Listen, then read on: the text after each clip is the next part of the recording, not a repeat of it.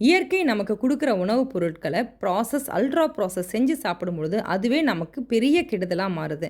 அந்த மாதிரி நம்ம டெய்லி லைஃப்பில் அடிக்கடி யூஸ் பண்ணுற சில உணவுப் பொருள் எவ்வளோ பெரிய கெடுதலை நம்ம உடம்புக்கு பண்ணுதுன்னு பார்க்கலாமா? ஹாய் ஹலோ வணக்கம். நான் டாக்டர் ஹேமா, யோகா மற்றும் இயற்கை மருத்துவர். நம்ம அதிக அளவு விரும்பி சாப்பிட்ற உருளைக்கிழங்கு சிப்ஸ். இதில் உருளைக்கிழங்கை விட அதிகமாக எண்ணெயும் உப்பும் தாங்க இருக்குது.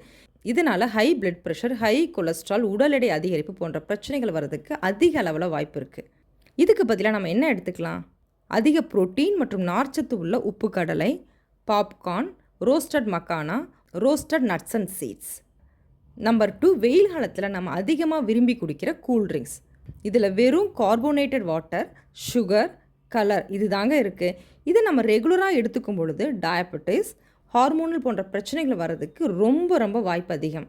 இதுக்கு பதிலாக fresh fruit juice, fresh vegetable juice, இளநீர், மோர் போன்ற பானங்கள் எடுத்துக்கிறது ரொம்ப நல்லது.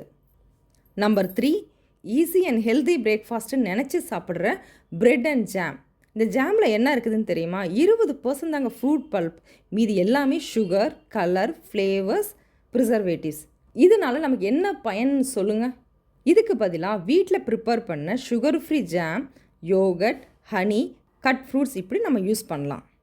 நம்பர் 4, ஆல்மண்ட் மில்க், அதாவது பாதாம் பால். இதை குடித்தோம்னா எலும்புகளுக்கும் இதயத்துக்கும் ரொம்ப நல்லதுன்னு தெரியும்.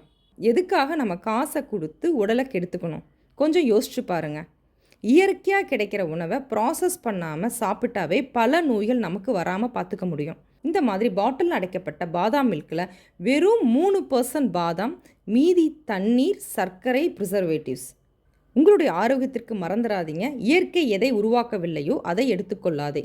இந்த வீடியோ உங்களுக்கு ரொம்ப யூஸ்ஃபுல்லாக இருந்திருக்கும்னு நினைக்கிறேன். பிடிச்சிருந்ததுன்னா லைக் பண்ணுங்கள், ஷேர் பண்ணுங்கள், சப்ஸ்கிரைப் பண்ணுங்கள். நாளைக்கு ஒரு புது வீடியோவோட உங்களை மீட் பண்ணுறேன். தேங்க்யூ, பாய்.